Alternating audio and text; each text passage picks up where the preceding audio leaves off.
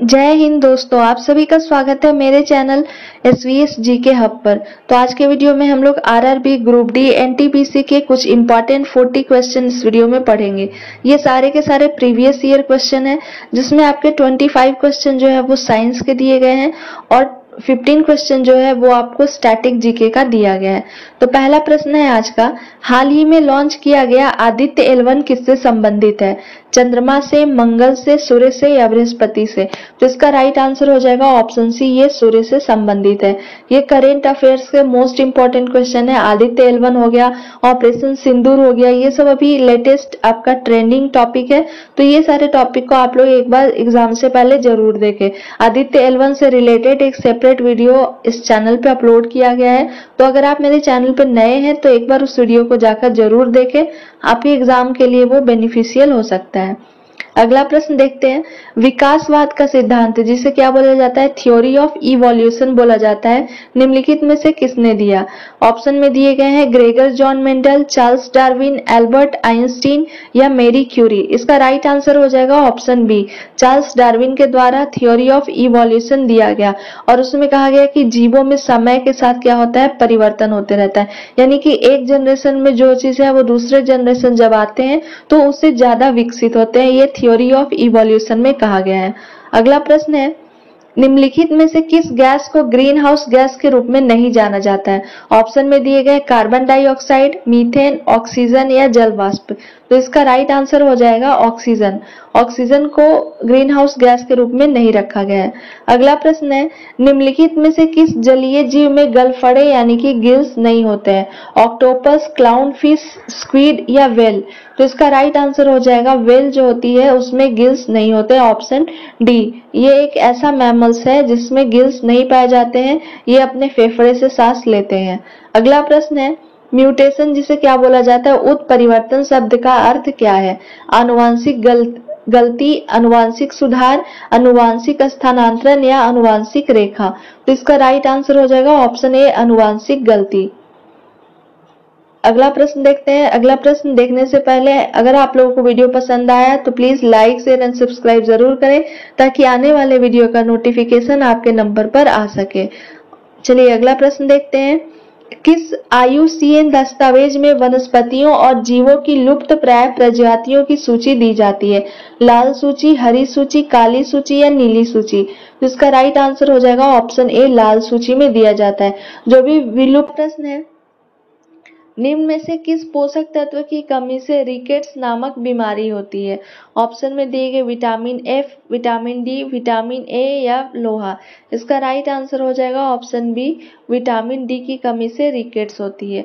अगला प्रश्न है, निम्नलिखित में से कौन भारतीय संघीय व्यवस्था की विशेषता नहीं है? दोहरी नागरिकता, शक्तियों का विभाजन, स्वतंत्र न्यायिक व्यवस्था, सर्वोच्चता या संविधान? तो इसका राइट आंसर हो जाएगा दोहरी नागरिकता जो है वो संघीय व्यवस्था की विशेषता नहीं है, ऑप्शन ए राइट हो जाएगा।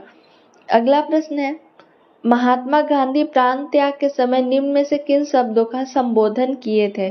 जय श्री कृष्ण, अल्लाह, हे राम या वाहेगुरु? तो इसका राइट आंसर हो जाएगा ऑप्शन सी, हे राम का प्रयोग किए थे।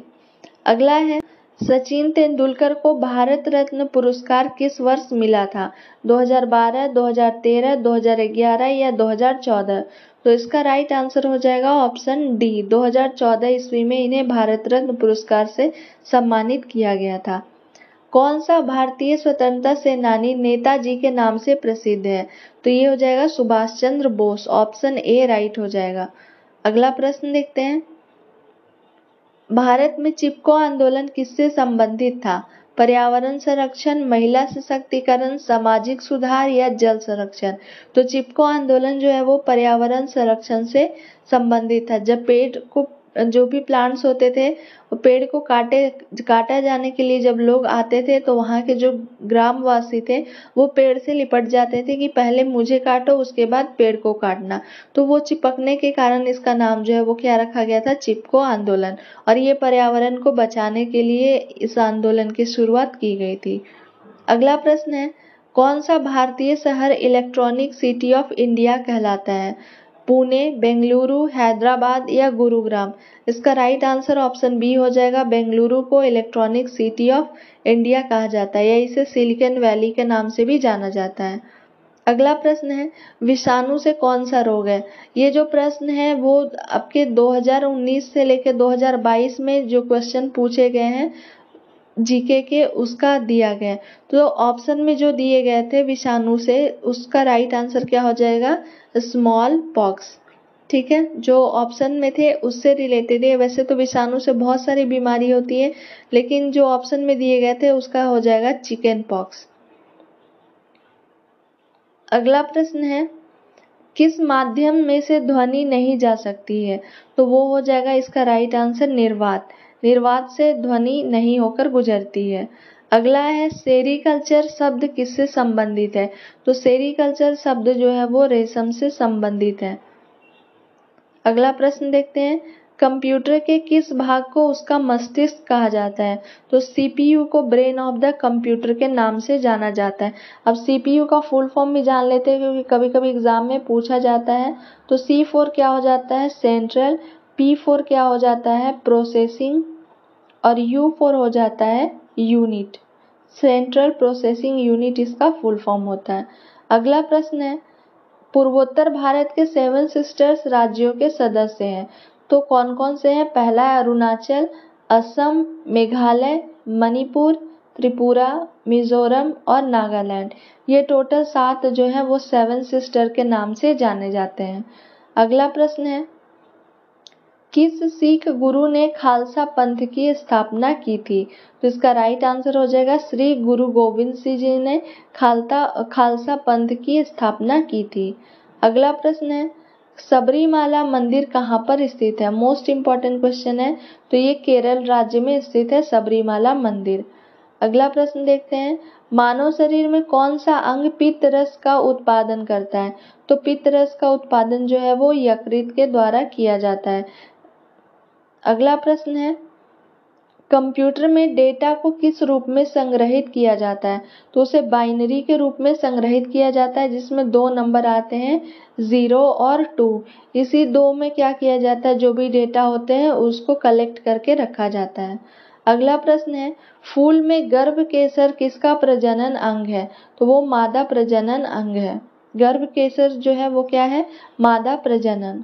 अगला है, प्रोग्रामिंग लैंग्वेज जावा का आविष्कार किसके द्वारा किया गया था? तो ये किया गया था जेम्स गॉसलिंग के द्वारा। अगला प्रश्न देखते हैं, हेपेटाइटिस ए किसके कारण होता है? तो हेपेटाइटिस ए विषाणु के कारण होने वाले बीमारी है। अगला प्रश्न है, भारत में पहला नाभिकीय विद्युत संयंत्र कहाँ स्थापित किया गया था?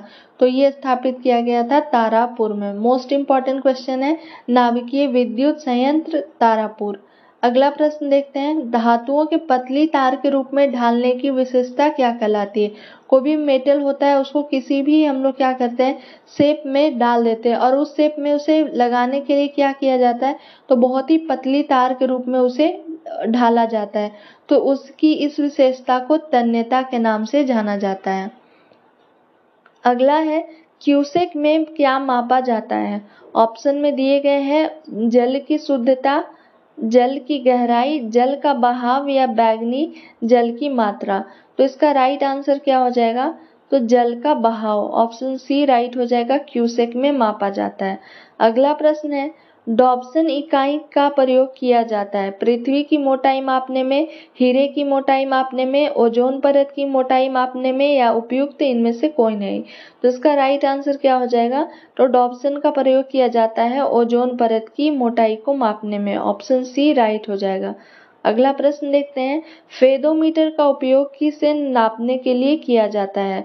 भूकंप को, वर्षा को, समुद्र की गहराई को या ध्वनि तीव्रता को?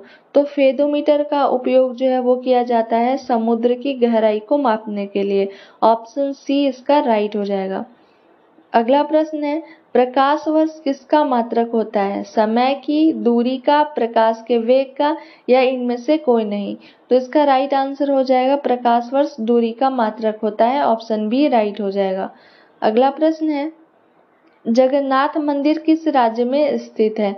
उड़ीसा में, केरल में, उत्तर प्रदेश में या बंगाल में? तो इसका राइट आंसर ऑप्शन ए हो जाएगा, ये उड़ीसा में स्थित है। अगला प्रश्न है, एटीपी का पूरा नाम क्या होता है? तो A4 हो जाता है एडिनोसाइन, T4 हो जाता है ट्राई और P4 हो जाता है एडिनोसाइन ट्राइफॉस्फेट, इसका राइट आंसर हो जाएगा। अगला प्रश्न है, कोशिका की ऊर्जा मुद्रा किसे कहते हैं? राइबोसोम, लाइसोसोम, एडीपी या एटीपी? तो इसका राइट आंसर ऑप्शन डी हो जाएगा, एटीपी को कोशिका की ऊर्जा मुद्रा कहा जाता है। अगला प्रश्न है, कोशिका की आत्मघाती थैली किसे कहा जाता है? राइबोसोम, लाइसोसोम, क्लोरोप्लास्ट या इनमें से सभी?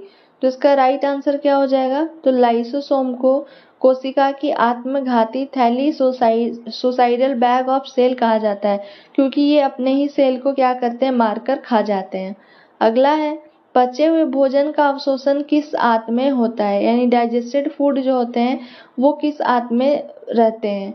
बड़ी आंत में, छोटी आंत में, दोनों या इनमें से कोई नहीं? तो इसका राइट आंसर हो जाएगा ऑप्शन बी, छोटी आंत। बिजली के बल्ब का फिलामेंट किसका बना होता है? कॉपर का, टंगस्टन का, लेड का या इनमें से कोई नहीं? तो इसका राइट आंसर ऑप्शन बी हो जाएगा, ये टंगस्टन के बने होते हैं। अगला प्रश्न है, टूटी हुई हड्डी को जोड़ने के लिए किसका प्रयोग किया जाता है? ऑप्शन में zinc oxide, carbon dioxide, plaster of Paris या इनमें से सभी? अगर आपको इसका आंसर पता है तो हमें कमेंट बॉक्स में जरूर बताएं, टूटी हुई हड्डी को जोड़ने के लिए किसका प्रयोग किया जाता है। और आपको वीडियो कैसा लगा कमेंट बॉक्स में हमें फीडबैक जरूर दें, और किसी स्पेसिफिक टॉपिक पर अगर आपको वीडियो चाहिए तो हमें कमेंट बॉक्स में जरूर बताएं। आई होप आपको वीडियो पसंद आया होगा। Thank you for watching my video.